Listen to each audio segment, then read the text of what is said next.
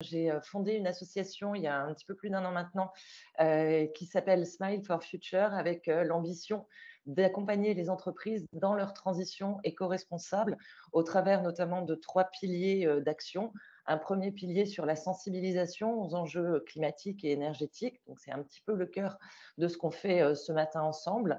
Un deuxième pilier qui est autour du calcul des émissions carbone des entreprises avec, la réalisation de bilans carbone et puis le troisième pilier qui est sur la mise en place de stratégies et de plans d'action, que ce soit des plans de décarbonation ou des stratégies RSE, puisqu'on est aussi accompagnateur Bicorp. Et puis, j'entendais qu'il y avait des gens sur le tourisme. On est aussi accompagnateur Clé Verte pour le tourisme. Donc voilà, je suis très, très contente que ce sujet soit abordé avec vous. On voit que les choses changent et que la préoccupation aussi des entreprises sur les enjeux climatiques évolue. C'est vrai que le dérèglement climatique demain va affecter l'emploi. Pourquoi? Tout simplement parce que la nature des risques et les changements physiques et sociétaux qui vont peser sur les entreprises vont les obliger à intégrer la contrainte climatique un petit peu au cœur de leur stratégie. Et donc forcément, ça aura aussi des répercussions demain sur la gestion des hommes en entreprise et sur la stratégie des entreprises. Alors ce que je vous propose, c'est qu'on aborde les choses autour de 3 questions essentielles. On va essayer de mieux comprendre, dans un premier temps, les enjeux énergétiques et climatiques. On va remettre un petit peu, comme on dit, l'église au centre du village pour bien comprendre de quoi on parle et face à quoi est-ce qu'on va devoir s'atteler. On va essayer de voir aussi ce qui change dans l'entreprise au point de vue des contraintes réglementaires. On creusera pas trop parce qu'on n'a qu'une heure, mais on essaiera de balayer un petit peu voilà, le spectre de l'environnement réglementaire pour les entreprises. Et puis ensuite, on verra demain quelle transition est-ce qu'on peut inventer pour les métiers dans un monde bas carbone pour tous. Alors, pour comprendre les enjeux énergétiques et climatiques pour les entreprises, un tout petit rappel au départ, parce qu'on va parler climat, et il faut savoir que le climat n'a rien à voir avec la météo. Quand on parle de la météo, on parle de quelque chose à court terme. Ce matin, il faisait à peu près 4 ou 5 degrés de moins que ce qu'il va faire cet après-midi. Là, on parle juste d'une température qui évolue au cours de la journée. On parle de pression atmosphérique, on regarde s'il y a de la pluie ou du vent. Tout ça, c'est de la météo. Quand on parle du climat, on parle d'une étude beaucoup plus longue sur les statistiques justement de ces prévisions, température, pression, pluie et vent, mais au moins sur des périodes minimum de 30 ans. Et on parle aussi de statistiques qui vont nous permettre de voir les probabilités de changement du climat sur le long terme. Voilà, petit préambule. Et justement, quand on parle du climat aujourd'hui et du réchauffement climatique, on pense que c'est quelque chose voilà, qui est nouveau et que quand on dit aujourd'hui il y a des problèmes avec l'environnement et avec le climat, c'est à cause de l'effet de serre et du dérèglement climatique. Alors oui et non. En fait, il y a bien longtemps, vous voyez, notre petite Terre, elle vivait très heureuse parce qu'elle avait un effet de serre naturel. L'effet de serre naturel, considérez que c'est un petit peu comme une couette qui enveloppe la Terre et qui permet de conserver la chaleur. On reçoit les rayons du soleil, c'est les rayons que vous voyez sous forme orange, qui viennent, qui réchauffent la Terre, qui sont conservés et qui en partie repartent vers l'espace sous forme d'infrarouge et en partie restent emprisonnés dans notre petite couette justement pour conserver de la chaleur. Et grâce à ça, la vie est possible. Il fait environ 15 degrés de moyenne sur Terre. C'est une moyenne sur l'ensemble de la planète. Et sans cet effet de serre, c'est-à-dire si on enlevait cette couette naturelle, la vie ne serait pas possible. Il ferait moins 18 degrés. OK. Par contre, le problème qu'on a aujourd'hui, c'est qu'on augmente considérablement nos émissions de gaz à effet de serre, notamment de CO2, à cause de nos activités humaines. Et depuis la révolution pré-industrielle, donc depuis 1870 environ, on voit que c'est un peu comme si on rajoutait des couettes au-dessus de la Terre et ça empêche la chaleur de repartir un peu plus vers l'espace parce que nos gaz à effet de serre ont une particularité, notamment le CO2, d'être très stables et d'être opaques aux infrarouges. Donc c'est un peu comme si ça bloquait toute la chaleur qui devait en partie repartir. Dans les gaz à effet de serre, quand on parle des gaz à effet de serre, on parle donc du CO2, le dioxyde de carbone, mais on parle aussi du méthane, CH4, qui est notamment issu de l'agriculture, avec la rumination des vaches. Et on parle aussi du protoxyde d'azote, qui est un gaz 3 fois plus réchauffant que le CO2, que le gaz carbonique. Et lui, on le trouve surtout aussi dans les engrais azotés qu'on utilise. Est-ce que c'est bon pour cette petite clarification déjà, pour dire voilà de quoi on parle et pourquoi est-ce qu'aujourd'hui on voit justement ce phénomène de réchauffement s'accélérer? C'est directement lié à l'augmentation de nos gaz à effet de serre dans l'atmosphère.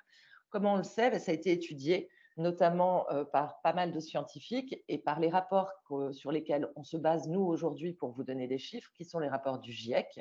Le GIEC, c'est le groupement intergouvernemental des experts pour le climat. C'est une société onusienne, donc créée par l'ONU, et qui est composée d'énormément de scientifiques dont le métier est de lire la revue enfin, de faire une revue de littérature de tous les articles scientifiques qui existent sur le climat. Donc, c'est une revue scientifique qui fait consensus. Et une fois qu'ils ont relu, il y a d'autres experts qui relisent encore et qui font des annotations sur les articles. Et ensuite, il y a une synthèse d'environ 3000 pages qui est faite tous les 5 à 7 ans. Et il y a même après une petite synthèse d'une trentaine de pages que je vous encourage à lire, qui est à l'attention des décideurs pour leur donner justement un état des avancées et des recherches scientifiques sur le climat. Alors, excusez-moi, je passe le slide suivant. Ce qu'on va voir maintenant, c'est la preuve en images. Quand je vous dis on a augmenté de manière considérable nos émissions de gaz à effet de serre, eh ben, on peut le constater sur ce graphique-là. Pourquoi? Parce que regardez, à partir de 1850, donc révolution pré-industrielle, on va commencer à avoir une période où on va augmenter nos émissions de gaz à effet de serre, dues notamment à l'utilisation de la combustion des énergies fossiles, donc du charbon, à l'usage ensuite dans l'industrie des centrales électriques. Et puis après, on a l'apparition du pétrole, donc, dont on va se servir dans les voitures et donc pour tous les transports. On va avoir l'usage du fioul et du gaz naturel pour chauffer nos logements. On va avoir l'essor des transports, notamment des transports aériens. Et plus récemment, on a aussi l'essor du numérique. Tout ça fait que progressivement, on émet des gaz à effet de serre de manière exponentielle dans l'atmosphère. Donc là, aujourd'hui, on en a à peu près émis 2500 gigatonnes de CO2 depuis 1850. Et ça a provoqué un réchauffement d'environ 1,1 degré. Il y a des, pardon, il y a des scénarios qui existent aujourd'hui, qui ont été produits justement par le GIEC et qui nous disent, voilà, avec ce qu'on a émis dans l'atmosphère, on est capable de modéliser la manière dont l'atmosphère risque de se réchauffer. Ce que vous voyez sur ce graphe-là, c'est les différents scénarios justement qui ont été faits. Vous voyez qu'il y en a qui montent très très haut. Celui qui s'appelle RCP 8.5, c'est un scénario où on nous dit si on ne change rien dans nos modes d'usage et si on continue à émettre autant de gaz à effet de serre, donc finalement à utiliser autant d'énergie fossile demain, on va faire en sorte que l'ensemble des gaz qui seront présents dans l'atmosphère vont provoquer un changement et un réchauffement de l'ordre d'environ de 3,2 à 5,4 degrés. En revanche, on a aussi des scénarios comme le scénario bleu qu'on voit en bas, qui nous dit que si on commence à baisser nos émissions de gaz à effet de serre, eh bien, il est tout à fait possible de limiter le réchauffement climatique en dessous des 2 degrés. Gardez ce chiffre en tête parce qu'on va en reparler, ça va faire partie aussi d'objectifs pour les entreprises demain, de pouvoir aussi se coordonner avec cet objectif de rester en dessous des 2 degrés. Alors, on se dit, bon, on a parlé tout à l'heure météo, vous vous souvenez, je vous ai dit, oui, ce matin, il faisait peut-être 2-3 degrés de moins, ou que ce qu'il va faire cet après-midi. Là, on parle au niveau du climat, un réchauffement de 2 degrés, on est en droit, ou même de 1,5 degré, on est en droit de se demander si c'est quelque chose de si phénoménal que ça et de si important. Pour vous donner un ordre de grandeur, il y a une seule fois qu'on connaît aujourd'hui où la Terre a connu un écart de 5 degrés de température moyenne par rapport à aujourd'hui. Là, je vais vous laisser, si jamais il y en a qui connaissent la réponse, est-ce que vous savez à peu près quand est-ce que c'était que la Terre a connu une température inférieure à 5 degrés par rapport à aujourd'hui?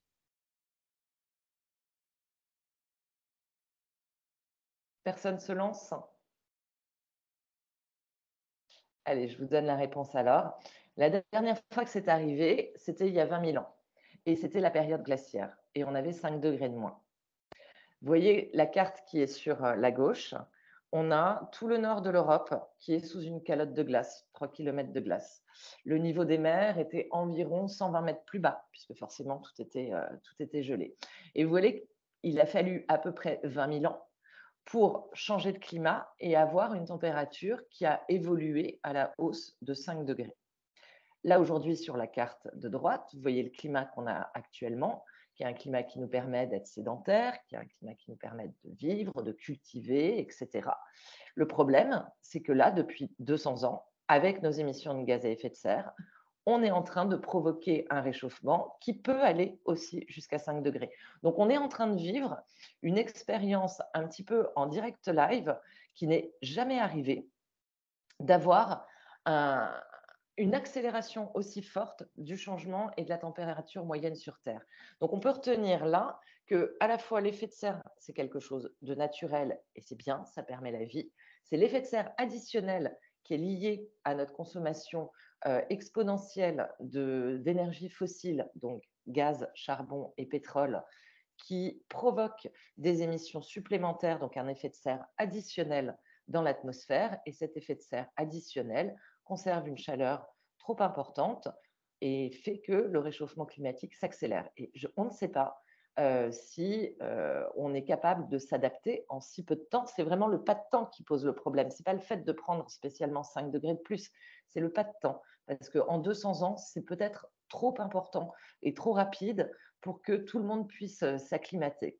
D'autant plus qu'aujourd'hui, cette hausse qui n'est que de 1,1 degré aujourd'hui par rapport à l'ère pré-industrielle, elle pose déjà des problèmes et on voit déjà des conséquences aujourd'hui. On voit des conséquences donc sur la hausse des températures. On a des températures extrêmes à la fois minimales comme maximales qui sont de plus en plus fréquentes. Je vous rappelle qu'on a quand même eu 3 épisodes de canicule cet été, en France, chose qu'on n'avait jamais vue. On a aussi donc la hausse de la température de l'eau, forcément, puisque tout se réchauffe, l'eau aussi, elle se réchauffe et ça crée notamment un premier problème, c'est la hausse du niveau des mers, puisque quand l'eau se réchauffe, elle a la particularité de se dilater. Donc forcément, elle a besoin d'un petit peu plus, de place et en plus, elle se réchauffe parce que toute l'énergie supplémentaire qui s'accumule sur la Terre, il y a une grande partie de cette énergie qui va aussi dans l'eau, à peu près pour 90. Donc voilà. On constate aussi qu'il y a des problèmes par rapport à la fonte des glaces, donc la fonte de nos glaciers qui recule régulièrement, qui modifie aussi le paysage, mais la fonte aussi des calottes glaciaires qui ont donc aussi des conséquences directes à la fois sur la hausse du niveau des mers et les perturbations du cycle de l'eau. Donc là, il faut retenir aujourd'hui, surtout dans ce qu'on constate comme conséquence, c'est que dans les modèles aussi qui sont modélisés pour définir l'avenir climatique, on nous dit qu'il va certainement pleuvoir beaucoup plus là où il pleut déjà beaucoup et beaucoup moins là où il pleut pas assez déjà aujourd'hui. Donc voilà. Un autre problème qui est un petit peu moins visible, mais qui est tout aussi important, c'est l'acidification des océans puisque en fait, en absorbant le CO2, puisque l'océan est un puits de carbone naturel qui permet d'absorber une partie du CO2 qu'on émet, les océans en fait s'acidifient, le pH baisse et ça provoque surtout des problèmes par rapport au phytoplancton qui ne peut pas calcifier en fait correctement ces petites coquilles et donc du coup on est atteinte au premier moment de la chaîne alimentaire marine. Donc ça pose des problèmes et c'est vrai on en parle un petit peu moins. On voit déjà aussi aujourd'hui des problèmes et des phénomènes météo violents avec des fortes précipitations, des fortes inondations, des cyclones qui sont plus fréquents, des sécheresses, des canicules. Tout ça, ça a un impact direct sur aussi l'activité des entreprises. On a vu l'été, quand il y avait ces journées de canicule, qu'il y avait certaines entreprises qui avaient mis en place un peu comme des plans de continuité d'activité pour dire, bah voilà, moi, le matin, je vais proposer à mes employés de plutôt commencer vers 6 heures du matin pour qu'ils finissent plus tôt aussi l'après-midi parce que c'est la fournaise et qu'ils ne vont pas être capables de travailler. il y a eu des réelles baisses de productivité qui ont été enregistrées à cause justement aussi de, de ces augmentations fortes de chaleur et ces épisodes de canicule. On a des entreprises, on a des régions qui sont plus soumises aussi à des inondations. Tout ça, ça a des impacts sur l'activité économique de on parle aussi d'atteindre la biodiversité, parce que c'est vrai que là, je vous propose les choses sous un angle climatique. C'est l'angle le prisme, on va dire, de la journée et puis de mon métier aussi, mais c'est clair aussi qu'on a des atteintes profondes à la biodiversité. Les chiffres qui circulent sont assez effarants puisqu'on nous parle d'une perte de la biodiversité d'environ 75% en 80 à 50 ans, ce qui est complètement hallucinant compte tenu de l'échelle de temps humaine. Donc, et ça pose aussi des problèmes, notamment dans la productivité agricole, puisque la perte de la biodiversité fait qu'on a aussi moins de pollinisateurs demain pour notre productivité pardon, agricole. Et puis tout ça, ça a des conséquences derrière aussi, bah forcément sur la santé humaine, le développement de maladies. On voit il y a des phénomènes aussi comme la dengue qui reviennent en France, on a le moustique tigre qui est revenu. Donc voilà, tout ça a un impact direct déjà aujourd'hui et déjà avec 1,5 degré simplement sur l'espèce humaine. Un des derniers éléments de réjouissance, on va dire, c'est aussi la fonte du permafrost. Je ne sais pas si vous en avez entendu parler, mais le permafrost, c'est un sol qui est gelé en permanence depuis des millions d'années, qu'on retrouve aujourd'hui en Sibérie et au Canada. Et ce permafrost, en fait, il renferme deux choses. Il renferme à la fois du méthane, qui est un gaz à effet de serre beaucoup plus réchauffant que le CO2, et il renferme aussi pas mal de bactéries auquel on n'a pas été exposé depuis longtemps. Donc, on ne sait pas trop ce que ça va donner, la manière dont il va se décomposer et dont il va fondre. Ce qu'on sait, c'est qu'il fond plus vite que ce qu'on pensait. Et plus il va fondre, plus il va libérer de méthane. Plus il va libérer de méthane, plus ça va augmenter le réchauffement climatique. Plus le réchauffement climatique va augmenter, plus le permafrost va fondre. Et on est en train d'avoir une boucle de rétroaction dite positive qui est en train de se mettre en place. Donc, là, on est vraiment en train d'être à un tournant et de se demander voilà, si vraiment on peut parler de crise du climat aujourd'hui. Euh, Nous, on considère qu'on est au-delà du phénomène de crise. Pourquoi? Parce qu'une crise, ça veut dire qu'il y a un moment, un équilibre qui est rompu et puis on revient après à une certaine stabilité. Or là, on est en train de sortir de cet équilibre qui existait depuis des millions d'années. Et il faut bien comprendre que ce qui nous arrive, c'est quelque chose qu'on est en train d'engendrer, mais sur lequel on ne pourra pas revenir en arrière. Donc, on est en train donc de porter atteinte au dérèglement climatique, donc ça, on l'a vu. Porter atteinte aux vivants, je vais vous expliquer dans 2 minutes pourquoi aussi. Et puis, on a un autre problème auquel on doit faire face aussi, qui est l'épuisement des ressources. On est sur une planète finie, qui fait que demain, les ressources qu'on utilise, que ce soit des énergies fossiles ou des minerais, seront en quantité moindre ou beaucoup plus compliquées à extraire. Donc, d'une certaine manière, pour les entreprises, demain, qu'on le veuille ou non, qu'on soit convaincu qu'il y a un problème climatique ou non, l'épuisement des ressources, et notamment des ressources en énergie fossile, puisque je vous rappelle qu'on a aussi passé le pic d'approvisionnement du pétrole, que celui du gaz va arriver probablement sur un plateau entre 2020 et 2030. On va devoir faire avec moins demain, que ce soit, donc je vous disais, soit pour sauver, entre guillemets, le climat, soit pour continuer à pouvoir produire quelque chose, mais certainement différemment. Je vous donne encore un exemple pour bien enfoncer le clou avant de passer à la partie plus quels impacts ça va avoir sur le climat, pour que vous compreniez que l'effort, à la fois, il va être énorme, mais surtout, quand on dit qu'il faut essayer de maintenir ou de limiter le réchauffement à 2 degrés et si possible en dessous, et donc à 1,5 degré, c'est parce qu'on sait qu'il y a déjà énormément de variations entre ces deux moments. Regardez, ah pardon, excusez-moi, j'étais un petit peu vite. Voilà. Regardez là sur ce tableau, en fait, on nous montre déjà qu'entre 1,5 degré de réchauffement et 2 degrés de réchauffement, il y a déjà beaucoup de phénomènes qui vont nous impacter et complètement différemment. Quand on parle des nombres de jours de canicule, vous voyez qu'on peut aller de 4 jours à presque 10 jours avec simplement 0,5 degré de réchauffement supplémentaire. Quand on parle de la probabilité des feux de forêt en Méditerranée, vous voyez qu'entre 2 et 3 degrés, on passe de 60% à quasiment 100% de probabilité de feu. Nous, on est du côté de la région de Fontainebleau.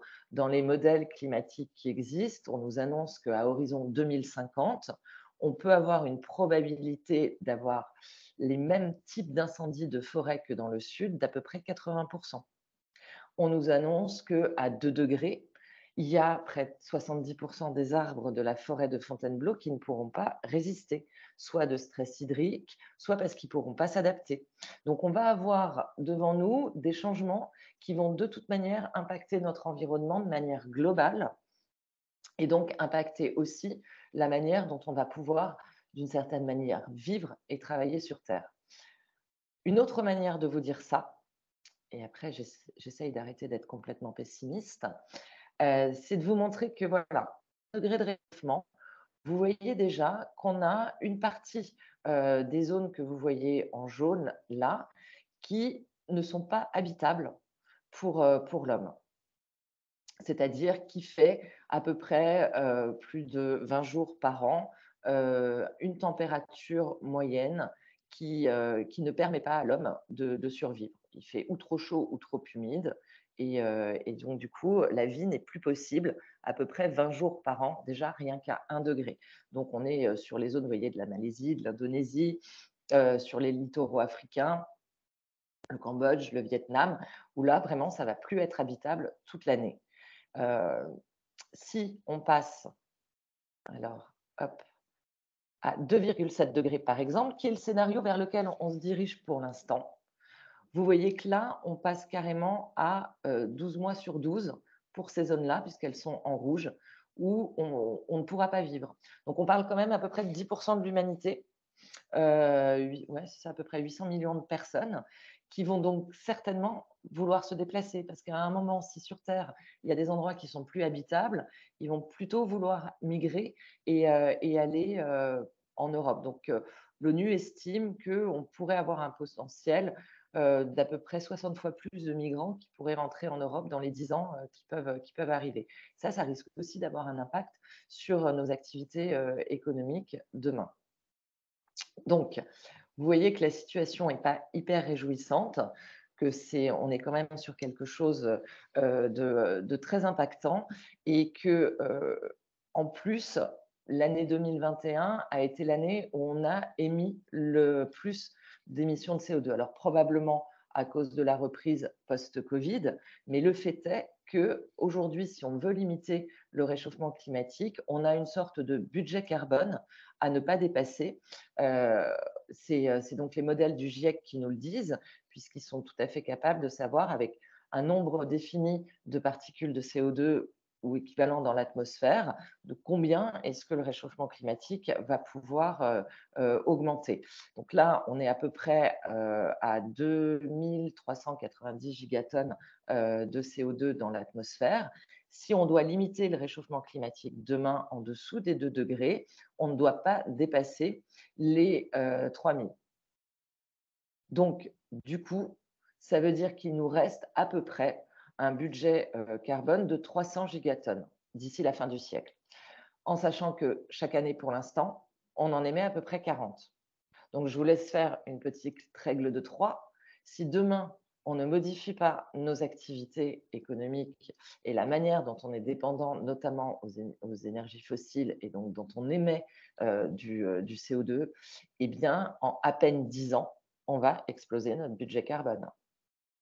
Donc, c'est pour ça qu'il y a des trajectoires qui sont mises en place, parce que l'environnement, même à 2 degrés, va changer. L'environnement des entreprises va être forcément différent dans un monde à 2 degrés ou dans un monde à 1,5 degré.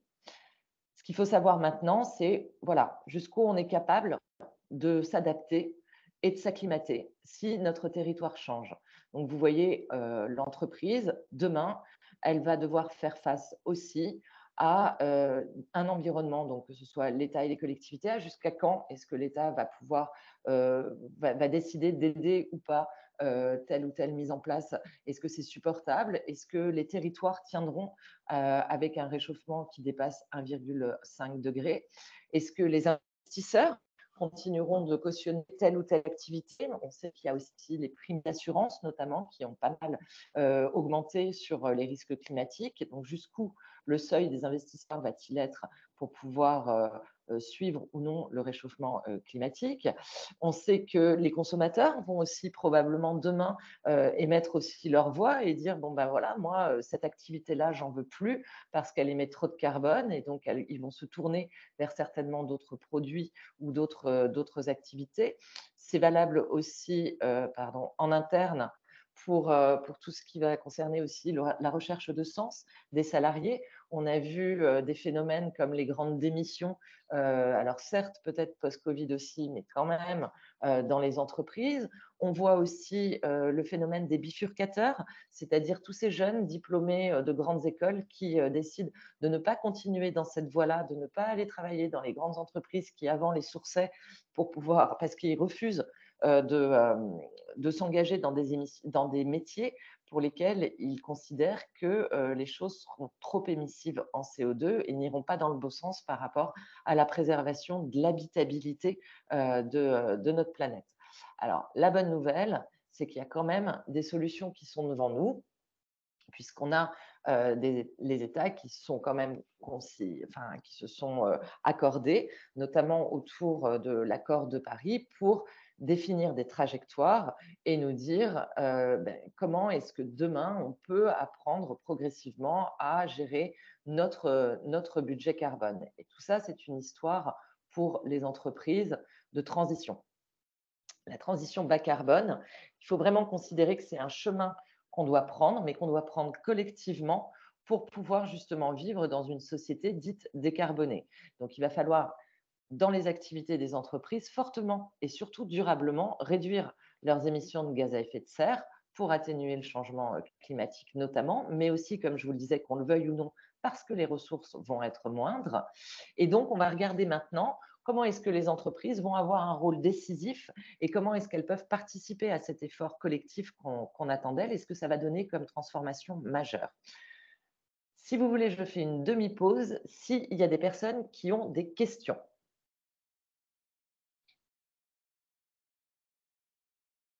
Est-ce que tout le monde est encore là?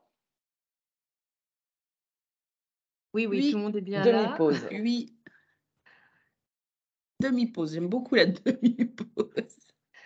Donc, il y a une Christelle a levé la question. main. Oui, allez-y. Pardon, c'était pas une question en fait, je voulais mettre un pouce, désolée. Ah, super. Bon, est-ce que ça va pour l'instant? Est-ce que les contenus vous conviennent, sont abordables et compréhensibles? Génial. Alors, on continue dans ce cas-là. Donc, je vais vous parler maintenant des transformations qu'on va nous demander et des stratégies qui vont être mises en place dans les entreprises, justement pour participer à cet effort. Déjà, des ordres de grandeur, parce que ça permet toujours de comprendre ce que ça donne. Comme je vous disais, on a une sorte de budget carbone qui nous reste. Et on sait que si on le dépasse, ça va provoquer un changement climatique, un réchauffement climatique beaucoup plus important. Donc, pour limiter le réchauffement à moins de 2 degrés, on a fait une petite règle de 3 entre ce qui nous restait à émettre, le nombre de personnes sur Terre, etc. Et on arrive à un objectif de 2 tonnes équivalent CO2 par an et par personne. En sachant qu'aujourd'hui, on émet pour un Français moyen 10 tonnes de CO2 par an et par personne. C'est peut-être des chiffres que vous avez déjà entendus, parce que moi, je trouve qu'on les entend de plus en plus fréquemment. Mais c'est toujours important de se dire, voilà, on est en train quand même de dire que d'ici à 2050, il va falloir diviser par 5 la manière dont on émet aujourd'hui du CO2 dans nos usages. Là, vous avez sur ce dessin la manière dont ça se répartit par grande famille. C'est une moyenne, hein, donc ce n'est pas valable pour tout le monde. Et d'ailleurs, je vous encourage, si jamais vous connaissez il y a des calculateurs comme Nos Gestes Climat de l'ADEME qui existent, qui vous permettent de calculer votre empreinte carbone personnelle pour savoir où vous vous situez. C'est toujours intéressant. Mais vous voyez que là, aujourd'hui, dans une empreinte carbone moyenne d'un Français, il y a environ un petit peu moins de 2 tonnes qui est liée à son alimentation. Pourquoi? Parce qu'il y a déjà presque 1 tonne qui est liée à la consommation de viande rouge, à cause notamment de l'élevage intensif de bovins. Non seulement, puisque je vous l'ai dit, ils émettent le méthane avec la rumination des vaches, mais aussi parce qu'on déforeste beaucoup. Donc, on enlève des puits de carbone pour plutôt planter des champs de soja qui vont nourrir le bétail qui est en surexploitation. Donc déjà, si on veut essayer de réduire notre empreinte carbone à chacun, eh ben, on sait que agir sur son alimentation, ça peut très vite avoir un impact pour nous aider à baisser nos émissions. Vous voyez que le plus gros poste, c'est les transports, forcément. Hein, on consomme directement le pétrole pour se déplacer et donc ça représente quasiment 3 tonnes. Donc on envisage déjà, même pour le monde de l'entreprise, que sur tout ce qui va concerner les plans de mobilité, on sait qu'on va devoir aider aussi les citoyens qui, eux aussi, vont devoir, enfin les salariés et les collaborateurs, qui vont devoir réduire aussi leur empreinte carbone. Ensuite, il y a tout ce qui concerne les équipements, donc le textile, l'électroménager, etc. Donc là, on a des enjeux qui sont plus liés à la fin de vie et à l'usage des appareils. Ensuite, on a tout ce qui concerne le logement. Là, c'est surtout le chauffage, en fait, du logement et l'eau chaude sanitaire, parce qu'en France, on a encore beaucoup, beaucoup de logements qui sont ou mal isolés ou chauffés au fioul. Et puis, on a une part qui, pour l'instant, est incompressible, mais qui va devoir aussi réduire, qui est celle des biens publics et de l'équipement. Donc, les hôpitaux, les routes, les écoles, tout ça, ça a aussi un poids pardon, dans notre empreinte carbone. Et vous voyez, hop, là, du côté de que pour réduire ça, en fait, même du côté après de la stratégie des États et pour les entreprises, eh bien, il y a eu l'accord de Paris qui est venu entériner en fait des engagements en termes de politique climatique pris par les États ces dernières années pour justement limiter le réchauffement climatique. Et donc, alors je ne sais pas pourquoi elle apparaît comme ça, parce que ce qui me manque, voilà, je vais vous, il me manquait 2 petits bouts, de la courbe, mais c'est vrai que mon schéma est un petit peu, apparaît différemment que ce que j'ai moi à l'écran. Bref. Donc là, vous voyez, en fait, on a, la courbe en rose.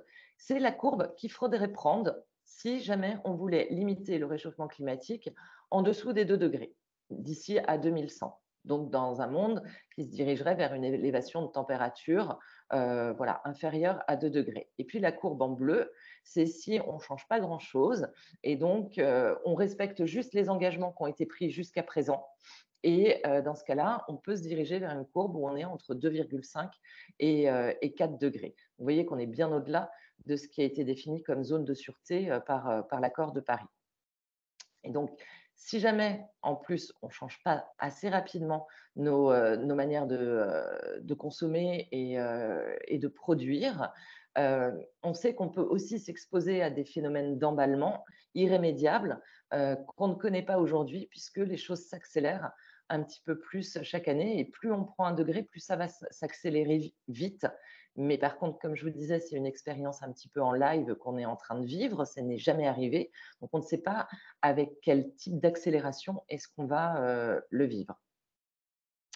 Un autre élément pour comprendre un petit peu le rôle des entreprises demain et pourquoi les entreprises ont un rôle à jouer, c'est parce que les individus, tout le monde en fait, a le pouvoir de faire sa part demain pour atteindre cet objectif mondial de neutralité carbone d'ici 2050.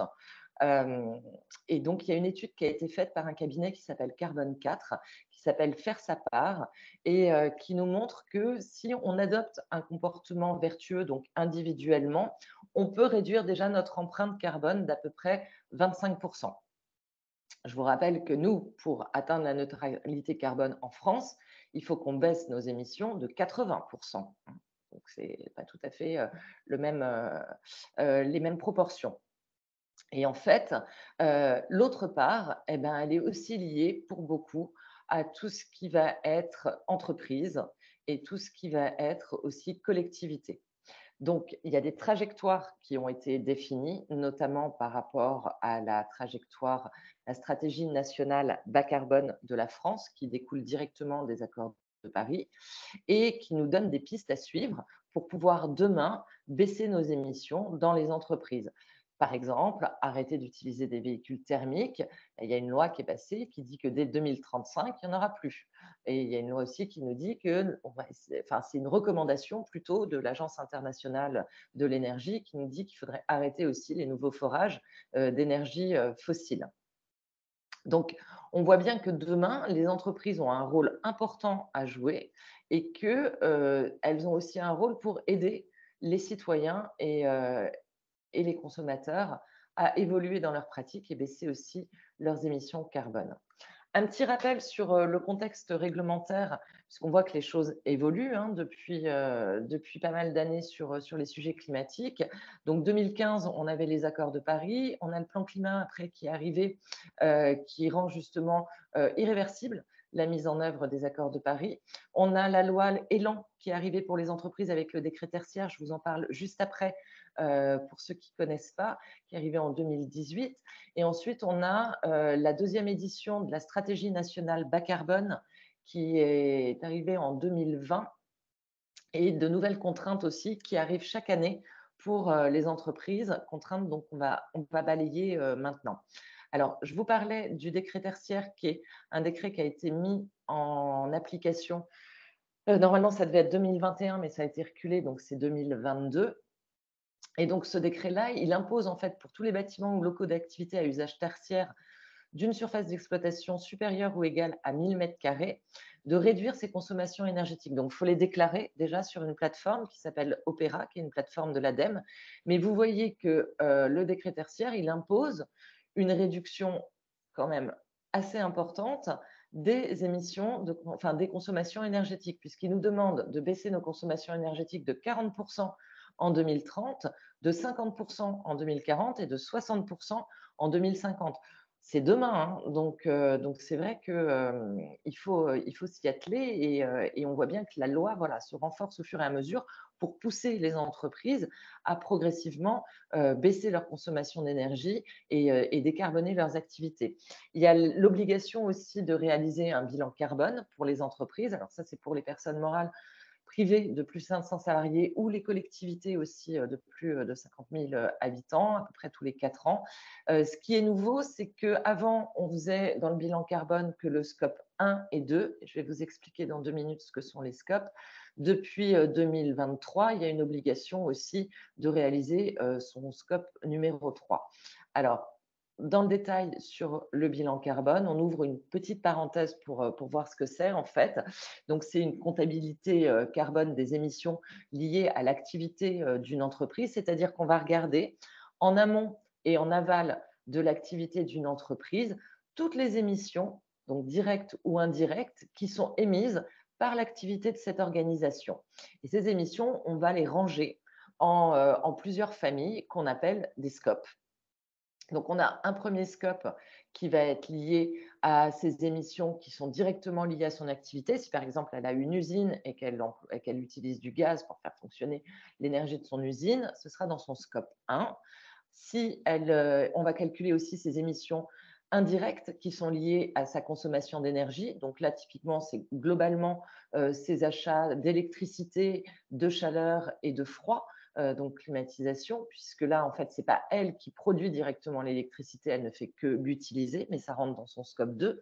Donc, vous voyez, avant 2023, les entreprises donc, de plus de 500 salariés, elles étaient obligées de faire ces deux scopes-là. Et puis, depuis 2023, on leur dit, vous devez faire maintenant le scope 3. Et le scope 3, c'est quoi? C'est tout le reste. C'est-à-dire toutes les autres émissions indirectes qui sont impliquées dans sa chaîne de valeur en amont et en aval. C'est-à-dire si par exemple elle fait venir des matières premières, le fait qu'il ait fallu extraire ces matières premières, ça a demandé de l'énergie, donc ça a émis du CO2, donc c'est comptabilisé dans son scope 3. Le fait de faire venir par transport telle ou telle matière ou tel produit ou dans son magasin ou dans son usine, ben maintenant c'est dans son scope 3. Le fait de faire appel à tel ou tel fournisseur, c'est dans son scope 3. Ce qui fait que finalement, même si certaines entreprises aujourd'hui ne sont pas concernées par l'obligation de réaliser un bilan carbone, elles appartiennent dorénavant au scope 3 de plus grosses entreprises qui, elles, vont leur demander bah, c'est quoi vos émissions carbone parce que moi, je dois calculer combien vous pesez dans mon bilan carbone à moi. Donc voilà. Donc on voit que progressivement, l'échelle se resserre et les marches se réduisent, puisque avant, donc c'était scope 1, 2 pour les entreprises de plus de 500. Maintenant, on a le scope 3 et on parle d'une obligation qui descendrait aux entreprises de 250 personnes. Et la Convention citoyenne pour le climat avait préconisé aussi que ce soit obligatoire pour toutes les entreprises de plus de 50 personnes.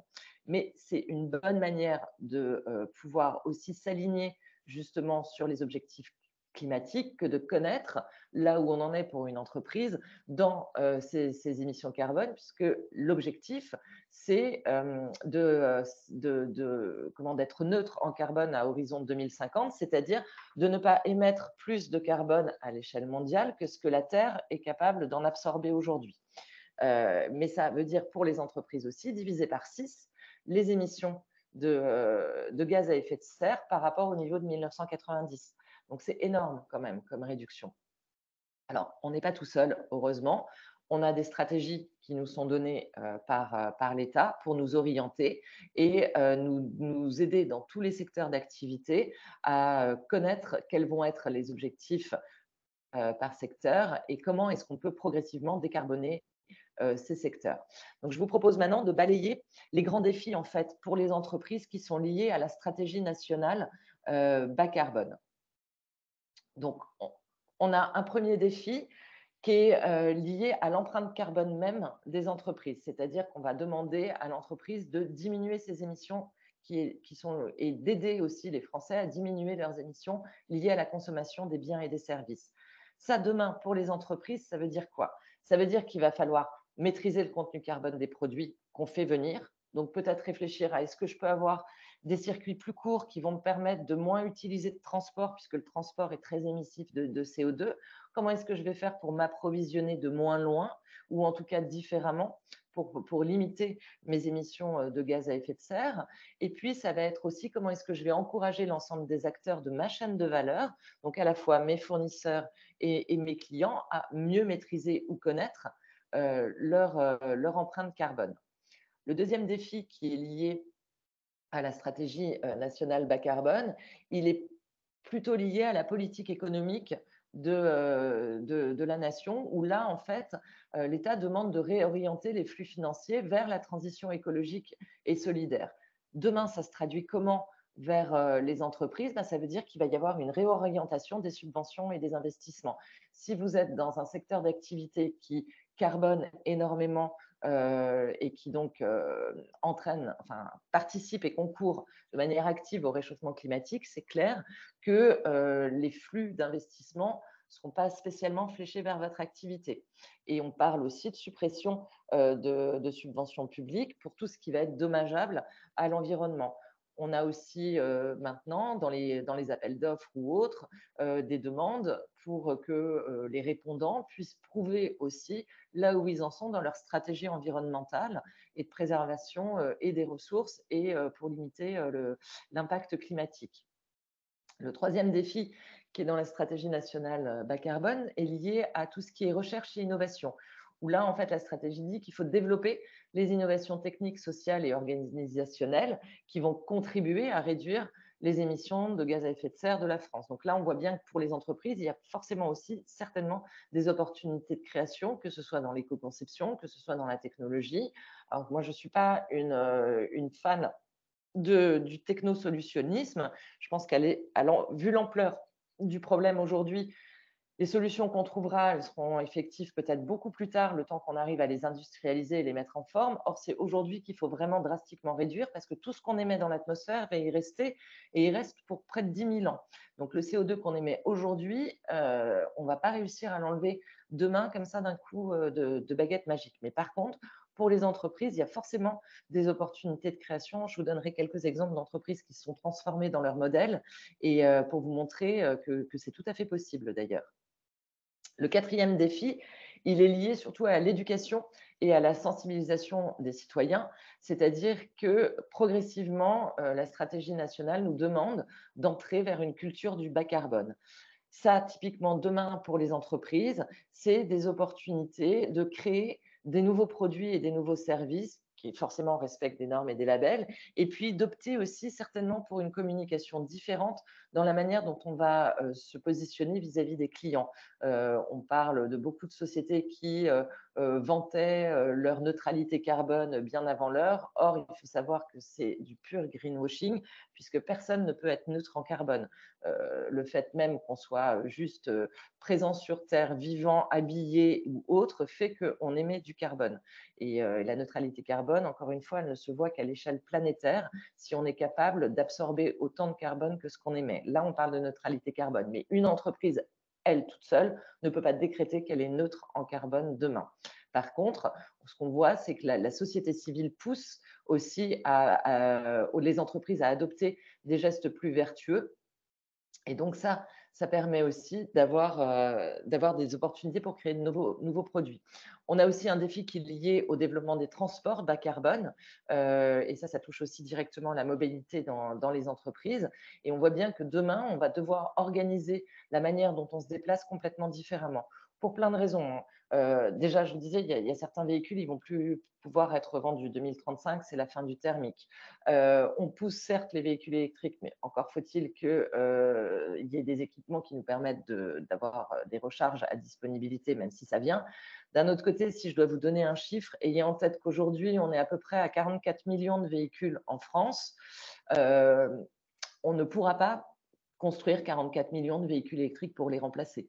Donc, à un moment, il va falloir organiser la mobilité différemment, et notamment aussi la mobilité à la fois des salariés, mais aussi peut-être des clients, et y réfléchir pour pouvoir suivre les objectifs de la stratégie bas carbone. Le défi numéro 6, il concerne directement l'industrie, où là, l'industrie, elle a des objectifs très importants de réduction, puisqu'on demande à l'industrie de réduire ses émissions de 80% en 2050. Et puis, on a le dernier défi qui concerne tout ce qui va être économie circulaire. Donc là, on voit aussi qu'il y a des opportunités pour les entreprises, notamment liées à l'éco-conception des produits, puisque il y a forcément demain une manière de produire, d'améliorer l'usage des produits et la manière dont on va gérer la fin de vie des produits qui vont être certainement aussi porteuses de nouveaux métiers et d'emplois. Alors, je vous fais un petit focus. Donc là, je vous ai parlé en fait de la stratégie nationale bas carbone. C'est vraiment le cadre réglementaire dans lequel on s'inscrit pour pouvoir demain continuer les activités des entreprises avec ce prisme-là du réchauffement climatique. Je vous fais une toute petite parenthèse sur le plan de sobriété que vous avez peut-être entendu cette année, parce qu'on a fait face cette année à une peur, on va dire, de pénurie énergétique, puisque non seulement, je vous l'ai dit, les ressources s'amoindrissent quand même, mais on a eu la guerre en Ukraine qui est passée par là, qui nous a fait prendre conscience de notre dépendance aux énergies fossiles. Alors, je ne vais pas vous faire un cours sur la manière dont on équilibre l'offre et la demande en termes de production de kilowattheure ou autre, mais je voulais juste vous signifier qu'il y avait un plan qui avait été demandé par l'État qui s'articulait autour de 4 piliers. Toutes les actions anti-gaspi qu'on peut mettre en place dans les entreprises. Donc là, ça va passer par j'arrête d'allumer mes enseignes lumineuses la nuit. Ça va être j'éteins la lumière quand je quitte une pièce. Ça va être je baisse le chauffage. Est-ce que j'ai besoin de chauffer un hangar où il n'y a pas grand monde dedans? Est-ce que j'ai besoin de chauffer mes locaux quand le week-end, quand il n'y a personne dedans? Donc voilà, toutes ces actions-là ont été demandées. Vous avez aussi les actions en faveur de la mobilité durable qui ont été demandées. Donc, mettre en place des plans de mobilité. Alors ça, c'est obligatoire pour les entreprises de plus de 100 salariés aujourd'hui dans les directives RSE, mais les entreprises peuvent être aussi proactives et mettre en place justement des actions en faveur de la mobilité durable pour leurs salariés. développer le covoiturage. Il y a des initiatives très intéressantes qui existent, pas spécialement pour une entreprise, mais plutôt par zone d'activité, où des entreprises se mettent ensemble pour développer ensemble du covoiturage, et ça commence à porter ses fruits. Euh, il y a un troisième pilier qui concerne toutes les actions en faveur de l'efficacité énergétique. Donc là, ça va être vraiment demain comment? Excusez-moi, j'ai perdu le mot. Pas les produits, mais le matériel que j'utilise, voilà, pardon, excusez-moi. Le matériel que j'utilise est-il d'une efficacité énergétique telle que j'ai besoin de moins d'énergie pour le faire fonctionner? Et puis, le quatrième pilier qui est demandé, c'est toutes les actions qui vont être mises en place pour dynamiser la démarche de sobriété, parce que dans ce plan de sobriété demandé par l'État, à la fois on était sur du court terme pour faire face à la pénurie de cet hiver et probablement de l'hiver prochain, mais on est aussi dans du long terme, c'est-à-dire mettre en place de nouveaux usages dans les entreprises pour vraiment être plus sobre demain dans nos consommations énergétiques. Alors, un mot pour vous dire que quand même, du côté des entreprises, le mouvement s'amorce. Pour preuve, vous avez là le nombre d'entreprises qui ont déposé leur plan en fait de réduction. On suit sur cette courbe en fait le nombre d'initiatives proposées par les entreprises qui suivent ce qu'on appelle la Science Based Target. C'est une initiative soutenue par les Nations Unies et qui donne une vraie crédibilité en fait aux démarches des entreprises, puisque en fait les entreprises déposent leurs actions de réduction de plan climat, et ces actions sont étudiées et vérifiées pour voir si elles sont bien en phase avec les accords de Paris. Et donc, ce qu'on constate, c'est que le nombre d'entreprises qui soumettent leur plan de réduction de gaz à effet de serre ne fait que d'augmenter, puisque fin 2001, on était déjà à plus de 2300 entreprises qui avaient soumis leur plan au Science-Based Target. Donc voilà, le mouvement commence à s'enclencher, et on est à un rythme de près de 1000 entreprises à peu près supplémentaires par an. C'est pas rien, hein, parce que les 1000 entreprises, par exemple, qui ont déposé leur plan de réduction, si on cumule, par exemple, l'ensemble de leur chiffre d'affaires, on est à peu près à plus de 15 000 milliards de dollars. C'est plus gros que le PIB de la Chine. Donc, on voit bien qu'il y a un mouvement quand même de fonds qui s'amorce et qui va quand même profondément aussi changer la manière dont les entreprises vont produire et réaliser leur activité demain. Chose qu'on voit aussi, donc je vous ai parlé des phases réglementaires, mais on peut aussi voir qu'il y a des leviers maintenant en entreprise qui existent, qui permettent de préserver et de développer au sein de sa chaîne de valeur nos puits de carbone et avoir moins d'impact. Je vous ai mis là un peu pêle-mêle les nouvelles contraintes qui arrivent, mais qui sont aussi maintenant de nouveaux usages, comme le contrôle des pratiques commerciales trompeuses, puisqu'il y a une loi maintenant qui est passée contre le greenwashing. L'affichage à impact environnemental, c'est pareil, on n'a plus le droit de mettre des panneaux lumineux n'importe où. La distribution d'échantillons est devenue interdite maintenant pour limiter justement les emballages uniques. On en a parlé tout à l'heure aussi, la vente en vrac qui se développe beaucoup, et puis les commandes publiques qui elles aussi évoluent et demandent aux entreprises de prouver leur action en faveur de la stratégie nationale bas carbone. Je vous donne quelques exemples et après, on va prendre un peu de temps pour parler de quelques entreprises qui, justement, profitent de cette transition parce que, certes, la marche est haute. Ce qu'on nous demande comme effort, c'est assez considérable, mais il vaut mieux répartir l'effort que de le faire d'un coup. Donc, si on répartit l'effort, on est de l'ordre d'à peu près 5% de baisse de nos émissions par an. Donc là, je dirais que c'est assez acceptable de pouvoir transitionner tranquillement. Si on attend longtemps, c'est un peu comme un fumeur qui dit en 2050, j'arrête de fumer. S'il arrête le 30 décembre 2049, ça n'aura pas les mêmes effets sur sa santé que s'il arrête demain. Donc voilà, il y a déjà des entreprises qui ont vu l'opportunité finalement de commencer déjà leur transition et de changer d'une certaine manière leur modèle économique. Donc, pêle-mêle, vous avez Green Greenflex, par exemple, qui est une entreprise qui conseille d'autres entreprises pour diminuer leur consommation énergétique. Cyclable, c'est une entreprise qui a profité du développement des mobilités douces ou actives, forcément, puisque demain, il y a pas mal d'emplois qui risquent d'être créés autour justement du vélo. Cyclable, ils ont ouvert plus de 15 magasins, plus de 50 magasins, je crois, en une dizaine d'années. On a Rockwool, qui est assez connu aussi, qui, eux, fabriquent des panneaux isolants, donc ils profitent de l'effet d'aubaine, on va dire, des politiques d'isolation des bâtiments qui sont mises en place dans l'Union européenne. Et son cours de bourse suit à peu près la même courbe que celle de nos émissions de CO2 pour l'instant.